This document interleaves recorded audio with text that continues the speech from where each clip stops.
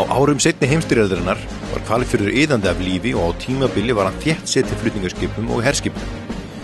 Hvalfjörður var í raun miðstöð skipalesta sem fluttu birgðir og vopn yfir Atlantshafi og á tímabili talið að 30.000 erlendir sjómenn hafi verið í firðinum. Á gamla balstaðnum að Hlöðum hefur Gauji litli reist hernámssetur til minningar þessi ár í Hvalfirðinum. Það þangað sem hjóli leiði mig í þættinum í dag og þátturinn allur tilengaður þessum merka tíma í sögu Hvalfjarðar.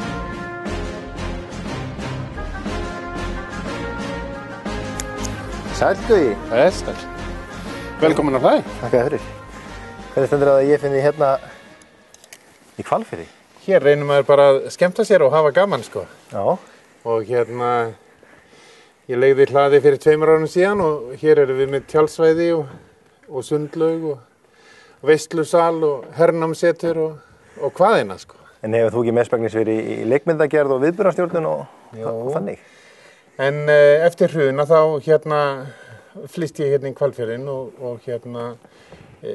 og bý til viðburði hér og námskeið og allavega uppákomur. Þannig að, og svo þetta náttúrulega líka mikið nota fyrir brúðkaup og ættamót. En af öllum öðrum stöðum á landinu, af hverju valdur að koma í Hvalfjörðinn?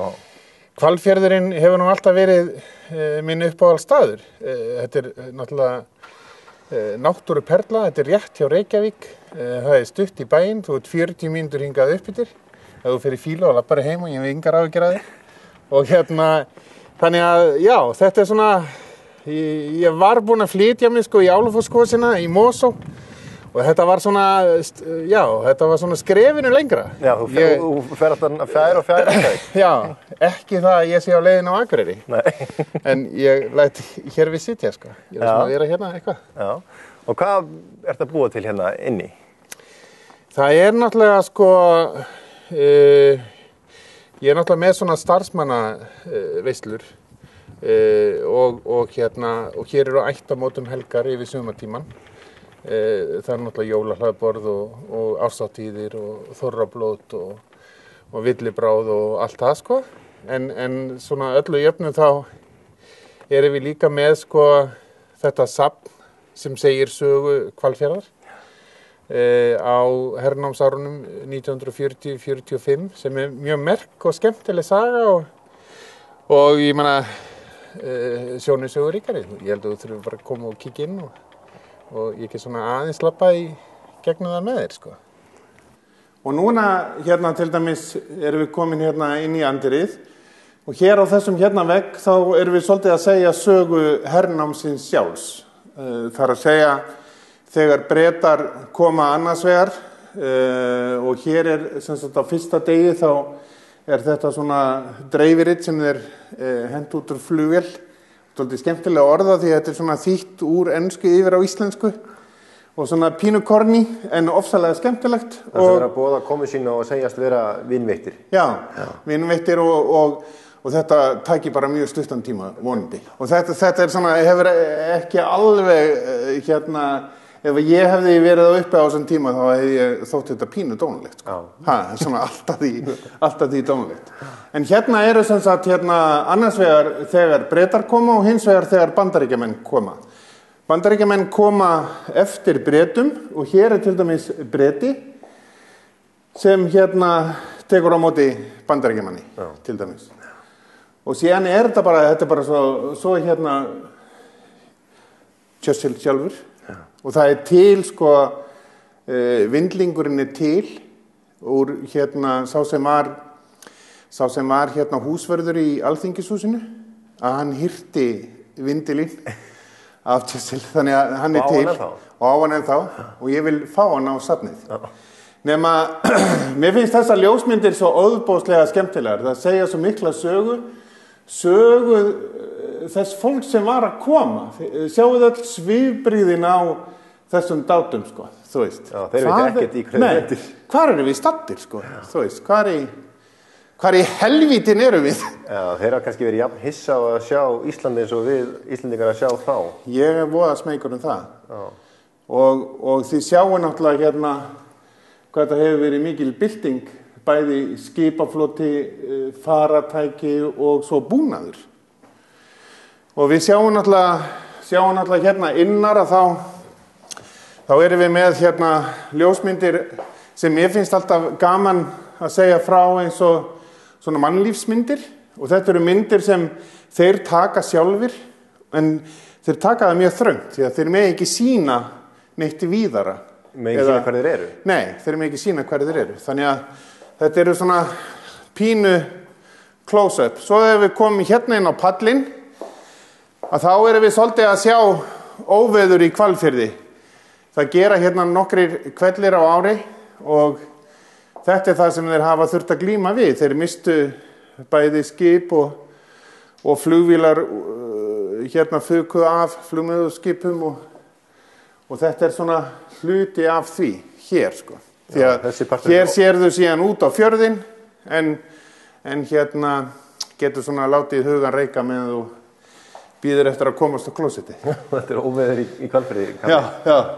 En hvernig stendur á því að þú ákveður að setja upp þetta safn hérna í gömlu félagsheimili? Nú málið er það að hérna maður náttúrulega reynir að draga fólk í hús og þetta er svona það eitt af því sem er gert. Ég meina menn eru með landnámssetur og allavega svona lítil söfn út á landi. Menn græða svo sem ekkert á söfnum þannig en það er svona hluti af því að koma og vilja dvelja í eitthvað tíma og þetta er náttúrulega svona hluti af menningatengdri ferðaþjónustu. Þannig að mér finnst bara eftir að ég byrjaði að vera hér í Hvalfirði að þessi saga sé það rík og skemmtileg að það þurfa að gera inn í skil. Og það var vilji sveitafélagsins og annara velunnara hér í Hvalfirði að koma að þessu máli og veita þessu brautagengi og það er náttúrulega ástæðan fyrir því að þetta er hér í dag.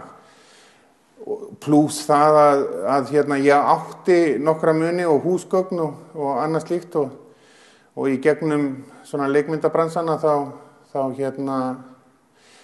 gerist þetta svolítið hratt og örugglega. Og þá er ég að tala um 1,5 ár sko. Já. Og við opnum núna miðjan maí. Líklegt er að þeir sem fari Hvalfjörðinn fari fram hjá Braggahverfinu sem enn stendur þar síðan úr seinni heimsstyrjöldinni. Magnús Þór Hafsteinsson er einn af þeim sem veit allt hverfið sem og tilgang Hvalfjarðar í stríðinu. Ja, minn uppáhaldsstaður hér í Hvalfirði er náttúrulega þar sem við erum núna. Þetta er Braggahverfið á Miðsandi sem tilheyrir Hvalstöð Hvals HF og hér er náttúrulega svo óbúslega fallegt. Það er svo mikil fegurð hérna og mikil friðsæld en líka svo mikil saga. Ef þú sért húsin hér í kringum okkur og þessa gömlu bragga og síðan náttúruna, all fjöllin hér, Þyrilinn, Brekkukampinn hér fyrir ofan. Þetta er stórkostlegur staður. Og hérna er bara eins og tímir hafi staðið í stað? Já, það má eiginlega segja það á margan hátt. Hér er allt svo fullt af sögu, falleg hús og margt svona eins og það var kannski svona fyrir 20-30 árum. Hvalstöðin er svolítið líka, ég hef verið hér 2 vertíðar. Starfaði í Hvalstöðinni og hún er nánast svona óbreytt eins og hún var og þetta er eina Hvalstöðin sem er ennþá starfrækt í heiminum og þetta er alveg stórkostlegt. Maður kemur hérna alveg endurnærður eftir að hafa verið hér á sumrin. Já, en hvernig stendur á því að þetta hverfi hérna hefur fengið að standa í allan tíma nánast óbreytt? Ástæðan, það er bara tilviljun, það má eiginlega segja það. Það sem gerist er það að eftir stríð, eftir að herinn fer hérna, að þá vilja Íslendingar fara að veiða hvali, stórhveli, það nýjanleik. Og hér var aðstæða að mörgu leyti, hér var bryggja og hér voru híbýli, þessi braggar. Og hér er stofnuð hvalstöð eftir stríð, Hvalur HF, sem hefur búin að vera starfandi með hléum í raun og veru allar götur síðan. Og þessir braggar eru raun og veru teknir og notaðir sem íbúðarhúsnæði þá fyrir þá sem voru að vinna í Hvalstöðinni. Og þannig bjargast þeir frá eyðileggingu. Önnur hernaðarmannvirki hér í Hvalfirði sem voru mjög stór eins og Hvítanesi hérna handan við fjörðinn og Hvammsvík, þau eru öll horfin. Það var allt rifið, brotið niður, byggingarefni notað annar staðar. Íslendingar fengu að nýta þetta og þeir gerðu það. Við vorum blönk og fátæk náttúrulega og vorum að koma okkur upp húsnæði annar staðar og þurftum á þessu efni að halda. Þannig að þetta hvarf allt, en þetta fékk að standa. Og þessu hefur verið haldið vel við og lítur mjög vel út. Þetta kannski ekki sömu litum að það var á stríðstímanum en formið það sama og þessi hús eru hér ennþá. Ef þú skoðar gamla ljósmyndir þá sérðu þessa bragga á gamlu myndum úr stríðinu. Þannig að þetta svona eins nálægt við eins og það var og við getum komist í dag.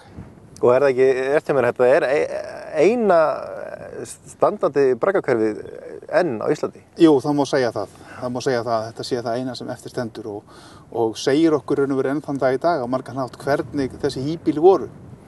En nú sagði mér einhver að Kanarnir hefur verið öðrum megin í Hvalfirðinum og Bretarnir hinum megin, allavega á einhverjum ákveðnum tíma í stríðinu. Hverju voru hérna megin? Já, kannski ekki alveg rétt. Það er ekki alveg svo einfalt, en þeir voru með sitt hvora stöðina. Bandaríkjamenn voru í Hvammsvík og síðan voru Bretar með sína eigin stöð í Hvítanesi sem var skammt frá og skammt frá. Og þeir höfðu þetta svona svolítið aðskilið. Hér var síðan reist olíustöð, olíubirgðastöð þar sem við stöndum núna á Miðsandi og hér var líka miðstöð til að gera við skip. Það var mjög mikið af skipum hér í firðinum. Hvalfjörður var miðstöð fyrir skipalestasiglingar og herskip sem voru að verja skipalestir sem fóru á milli Bretlands og Bandaríkjanna. En hér voru líka skipalestir sem voru að fara til Rússlands og koma frá Rússlandi. Og hér voru gríðarlegu umsvif, tugir þúsunda manna. Fjörðurinn var fullur af skipum. Þetta hefur verið alveg ótrúleg, stórkostleg sjón að horfa hér yfir og sjá alla þessa menn, alla þessa framandi menn, þessa hermenn. Fjörðurinn var nánast herstöð, hann var lokaður. Íslendingar þurftu að vera með passa, bílar voru stöðvar, það var leitað í bílunum, það var bannað að taka ljósmyndir, það hvíldi mikið leynd yfir þessu. Þetta hefur verið mjög sérkennilegt tímabil og stórkostlegt og ég hef oft staðið hér við fjörðinn og horft yfir hann og reynt að ímynda mér hvernig þetta var. Þetta hefur verið ógnvekjandi, framandi og stórkostlegt. Og hvor þjóðin var það sem byggði upp þetta hverfi hér? Hér voru Bandaríkjamenn. Hér var reist þessi mikla olíubirgðastöð og tankandi standa hér ennþá upp í hlíðunum og þú sér líka leifar til tanka annar staðar. Geysilega stór olíubirgðastöð sem var raun og veru bara eins og stóriðju fjárfesting á Íslandi í dag. Stærsta fjárfesting til ráðist hafi verið í Íslandi. Hún var byggð hér til að vera hægt að setja olíu á skipin sem komu hingað. Miklar fjárfestingar. Og þetta var byggt fyrir peninga sem komu frá Bandaríkjunum, fjárfesti í þessu. Síðan allt í einu var stríðið búið og menn fóru, skildu þetta eftir. Við Íslendingar fengum að taka þetta yfir. NATO var reyndar hér með olíustöð mörg ár eftir stríð í kalda stríðinu. En þessi miklu mannvirki urðu eftir og standa enn í dag sem betur fer sem eins konar minnisverki þessa liðnu en mjög svo merku tíma. Og hvað heldurðu, út frá því sem við varst að tala um áðan, hvað heldurðu að það hafi verið margir hérna í Hvalfirði þegar mest lét? Tugir þúsunda manna. Ég hef heyrt töluna 30.000. Það hefur náttúrulega var mjög misjant eftir því hvað var mikið af skipum í firðinum á hverjum tíma. Stundum var fjörðurinn fullur af skipum. Svo fóru skipalestirnar og herskipin með þeim og þá tæmdist fjörðurinn síðan komu skip aftur. Þannig að þetta var mjög breytilegt. En ef þú skoðar gamla ljósmyndir þá sérðu að hér voru stór hverfi, nánast bæir út af fyrir sig eins og Hvítanesi, mjög stórt braggahverfi sem horfið í dag. Þarna voru alls konar hús, þarna voru sjúkrahús, gistirými, kvikmyndahús, fundarhús, verkstæði og allt sem njöfnum tjá var að nefna, vopnageymslur, jafnvel líkhús. Hér var allt sem þeir þurftu. Þeir tóku allt með sér og settu það niður hér og bjuggu til sín eigin samfélögu, svo má segja, til að láta þetta allt saman virka því að stríð mjög flókin aðgerð og það þarf mjög mikið, meira heldur en bara vopn. Það þarf líka að þjónusta þessa menn og sinna þeim og þeir þurfa mat og klæði og heilbrigðisþjónustu og ýmislegt annað, afþreyingu og það var reynt að sjá fyrir þessu öllu og þar að leiðandi urðu umsvifin mjög mikil og fyrir okkur Íslendingar sem höfðum nánast hvað ég má segja á margan hátt vorum að stíga úr frumstæðu bændasamfélagi inn í nútíman að þá hlýtur þetta að hafa verið alveg ótrúlegt. Já, þetta hefur sannlega bara verið svona nýlenda og kannski mjög lítið íslenskt að finna hérna á þessum tíma. Já, ég hugsa það. Á margan hátt þá var það þannig. Og þeir náttúrulega komu með allt með sér, allt sem þeir þurftu og hér náttúrulega streymdi inn ýmislegt sem voru, hvað ég var að segja, nýjungar í augum okkar Íslendinga sem við vorum síðan mjög fljót að tileinka okkur. En hér var svona mjög mikil svona degla og menn allstaðar af ýmsu þjóðirni, Bretar, Bandaríkjamenn, Rússar og fólk frá enn fleiri löndum sem var hér og þetta var svona mikil deigla hér og eflaust mjög margt sem gerðist og því miður kannski margt að því gleymt í dag. En við verðum að reyna að bjarga sögun og reyna að gera eins gott úr því við getum því að sagan skiptir mjög miklu máli, ekki síst til að læra af henni, að gerum ekki sömu mistökin aftur. En veistu af hverju þeir völdu Hvalfjörðinn? Þeir völdu Hvalfjörðinn vegna þess að hann var hér vestanmegin á Íslandi, hann var svo langt frá Noregi, Þjóðverjar voru búin að hernema Noreg og þeir gátu sent flugvélar og herskip og kafbáta út og hafið þaðan, en Hvalfjörður var hér vestanmegin á Íslandi, eins langt frá Noregi og hægt var að komast. Og hann á margan hátt gott skipalagi, hann svona tiltölulega langur og fjöllin hér eru svona nokkuð há allt í kring, hér var hægt að setja upp varnir og menn töldu sig vera nokkuð trygga hér. Að Þjóðverjar næðu ekki hingað, þeir reyndur að senda njósnaflugvélar hér yfir, flugu við Hvalfjörðinn og voru jafnvel skotnir niður hérna fyrir ofan okkur. en þar fyrir utan þá létu Þjóðverjar, þeir höfðu ekki bolmagn til að ná hingað, þess vegna var í raun og veru. Og svo náttúrulega Ísland í miðju Atlantshafi og mitt á milli Bretlands og Bandaríkjanna og líka í raun og veru mitt á milli Bretlands og norðvestur Rússlands og það var það sem Bretar gerðu þegar Þjóðverjar réðust inn í Sovétríkin að þá fóru þeir að senda þessa skipalesti frá Bretlandi gegnum Hvalfjörð og áfram frá Hvalfirði og til Múrmansk og svo aftur sömuleið tilbaka.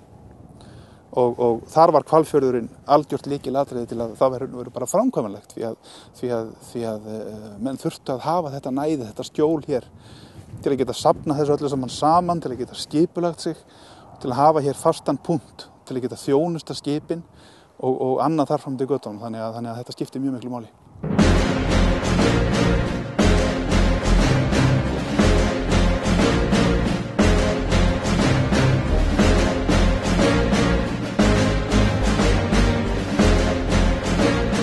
Og það er kannski hérna sem að sagan kemur bara ljóslifandi fram, segðu okkur aðeins frá því. Já, hér erum við að miðla sögunni og það er ákaflega mikilvægt að gera fólki grein fyrir því hvað er raun og veru gerðist hér á Íslandi. Ísland var raun og veru miðpunktur átakana hér á Norður-Atlantshafi og skipti líka mjög miklu máli varðandi hernaðinn á Austurvígstöðunum, þar að segja þess að Þjóðverjar börðust upp á líf og dauða við Rússa og það er svona verið að koma þeirri sögu til skila. Og það skiptir mjög miklu máli. Og er ekki svona fyrir fólk sem að fæðist eftir hernámið, gerir sér kannski ekki alveg grein fyrir hversu mikið þetta var, hversu víða þeir voru hermennir? Já, einmitt. Það er alveg rétt. Því miður er það þannig að mikið af þessum minjum sem voru hér, það var byggt mikið af húsum og það voru mjög mikla framkvæmdir, en mikið af því er því miður horfið í dag. Og margt hefur glatast, en við erum að reyna að bjarga því sem eftir er og svona koma því til skila og ég hygg að í framtíðinni að þá muni þessi saga verða sífellt mikilvægari því að hún kennir okkur svona margt, ótal margt. Og talandi sögu, þú ert nú með bók sem þú skrifaðir part af hernáminu. Já, ég mitt skrifaði þessa bók, Dauðinn í Dömshafi og hún fjallar þá skipalestasiglingarnar sem fóru á milli Íslands og Rússlands í stríðinu. Það er saga sem hefur ekki verið mikið sögð hér á Íslandi til þessa en hún er ákaflega mikilvæg og í mínum huga raun og veru nauðsynlegt að þekkja þá sögu til að skilja raun og veru eðli hernámsins hér á Íslandi og af hverju Ísland varð svona mikilvægt í heimssögulegum atburðum. Og ég segi það alveg óhika að það sem gerðist hér á Íslandi er raun og veru með merkustu atburðum sem orðið hafa í Íslandssögunni á þessum tíma og síðan að við lékum hér og landið okkar lykil hlutverk í óboðslegustu átökum sem mannkynið hefur staðið frammi fyrir. Og við höfum að segja þessa sögu Íslendingar og við höfum að leggja áherslu á það og við höfum ekkert að vera að fela það neitt, við höfum að vera stolt af þessari sögu og stolt af því að hafa lagt okkar að mörkum í þessari miklu baráttu. Og staðsetningin náttúrulega hjálpar mikið til við bara stríðið sjálft, en hversu mikil áhrif heldur þetta hafi haft á bara íslenskt þjóðfélag? Þetta hafði mikil og djúpstæð áhrif á íslenskt þjóðfélag. Það er engin vafi á því. Okkur var kippt inn í nútímann á stuttum tíma. Okkur tókst að nýta þetta mjög vel Íslendingum. Við vorum mjög fljót að tileinka okkur nýjungar, en þetta hafði afgerandi áhrif á Íslandssöguna og kom okkur inn í nútímann.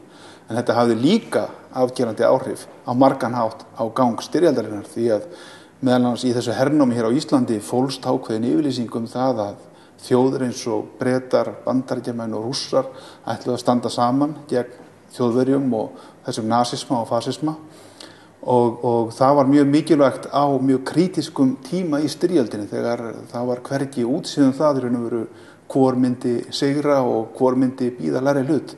En þetta var raun og veru innsiglað að verulegum hluta hér á Íslandi og ekki síst hér í Hvalfirði. Og telur að stríðið hefði getað farið öðruvísi, orðið lengra eða eitthvað ef að þessi depill hefði ekki verið til staðar eins og Ísland var á þessum tíma? Já, það hefur svona runnið fyrir mér þegar ég hef verið að lesa þessa sögu og kynna mér þessa sögu og rannsaka þetta að það sem gerðist í raun og veru og hverðist hér Ísland og Norður-Atlantshafið á eins og ég segi mjög hættulegum og krítiskum tíma í styrjöldinni að það hafði afgerandi áhrif og til að mynda flutningar á hergögnum annað sem meðal annars fór fram hér í gegnum Ísland og Hvalfjörður var miðstöð fyrir það að það réði jafnvel úrslitum það að til að mynda Rússar héldu út í styrjöldinni gegn Þjóðverjum og það eru sagnfræðingar sem hafa bent á það til að mynda í nýlegum ritum að kannski hafi einmitt þetta ráðið úrslitum það að Rússarnir þraukuðu og síðan að það vannst sigur í styrjöldinni seinna meir. Já. Og telur kannski líka að öfugt að Íslendingar hefðu farið hægar inn í nútímann ef ekki... Já, það er engin vafi á því. Það er engin vafi á því að við þénuðum mikið á þessari styrjöld. Við græddum mikið ekki bara á hernámsliðinu sem slíku, heldur líka á sölu á fiski til Bretlands. Fengum mikið að gjaldeyri og gátum sem sagt komið undir okkur fótunum í framhald af því. Við héldum á margan hátt vel á spilunum og tókst að byggja hér upp. Og það er raun og veru stórkostlegt afrek. Hvernig okkur Íslendingum tókst að byggja hér upp nútíma þjóðfélag nánast á einum mannsaldri á nokkrum áratugum. Þannig að þróunarsaga Íslands fer kannski ekki í 5. gír fyrr en bara á stríðstímanum. Já, við snáðum að segja það.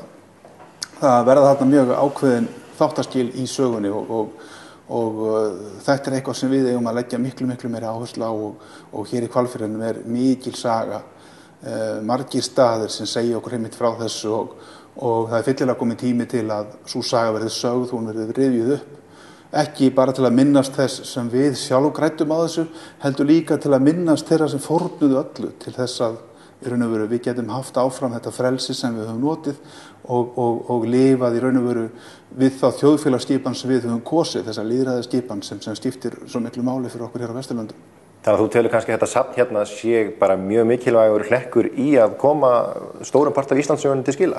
Vonandi verður á það. Það er löngu tímabært að svona safn og einhvers konar miðstöð kom upp hér á Íslandi, þar sem þessari sögur gerð skil, þar sem hún er sögð, þar sem hún er rannsökuð og hlúð að minjum og svo framvegis og ég vona það að þetta hér í Hvalfirði og hér á Hlöðum að þetta geti orðið sproti að því sem geti orðið eitthvað miklu stærra og mikilvægara í framtíðinni.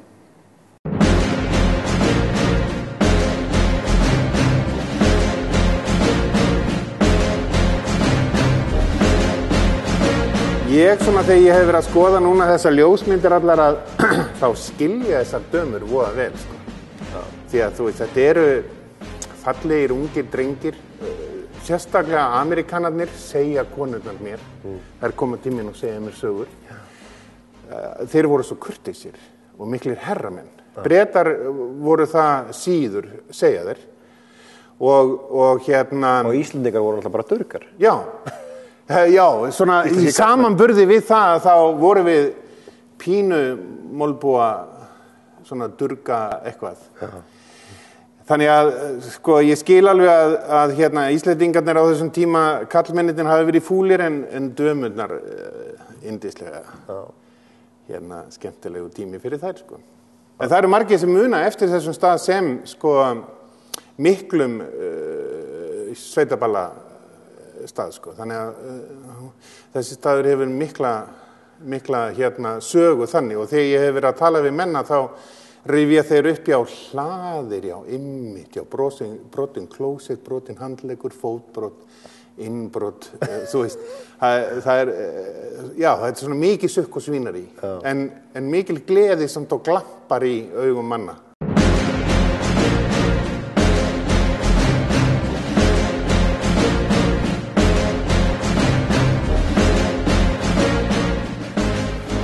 Var það þá bara ekki þannig að sko, þú ert búin að þreyttur á að þvælast með þínar leikmyndir út allt land, þannig að ákvæmst bara að koma þessu fyrir og koma þér fyrir á einum stað, að svo getur haldið áfram sem áður að setja upp leikmyndir og halda veislur. Jú. Það ekki svolítið svoleiðis? Það svolítið þannig og það eru hlutir innanum sem ég hef verið að safna í gegnum tíðina sem eru kannski ekki héðan en frá þeim tíma og kannski menn geta svona séð eitthvað sögulegt samhengi við. Og eins og til dæmis fyrir aftan okkur á barnum, þar ég með hluti sem ég hef safnað í gegnum tíðina, hluti alveg frá því 1724 og svo fram til dagsins í dag svolítið. Þannig að svona mínir uppáhaldshlutir þeir hanga á barnum. Þannig að ég fæ svona pínu útrás fyrir þessa hluti og mér finnst þetta óðbóðslega skemmtilegt. Þú veist, þetta ekki svona einhver kvöð að ég þurfi að gera þessa hluti og ég sé fyrir mér að það hægt að gera hér miklu meira. En hvað með því sjálfan svona lokum? Hvalfjörðurinn það sem þú ætlar að eyða ævidónin? Ég hef hugsað, ég myndi ekki flytja tilbaka. Nei. Þannig að þú veist, þó svo að ég myndi hverfa frá þessu á einhverjum tímapunkti eða eitthvað, ég veit ekkert það. Ég er svo sem ekkert að stressa mig hvað morgundagurinn verður í skaut sér, en ég myndi vera hér í Hvalfirði, já, ég held að ég myndi ekki fara hérna. Fólkið hér hefur tekið mig mjög vel og mér finnst þetta skemmtilegt og ég vona að þetta bara eflist og gangi sem best, þannig að ég geti verið hérna sem lengst í rauninni, sko. Ég svona pínu sveita gæi, en ég bara ofvirkur og þarf að fá útrás fyrir mína vankanta þannig, en ég fæ það hér, sko. Og mönnum þykir það svolítið skemmtilegt svolítið, sko, hvað ég klikaður. Stundum.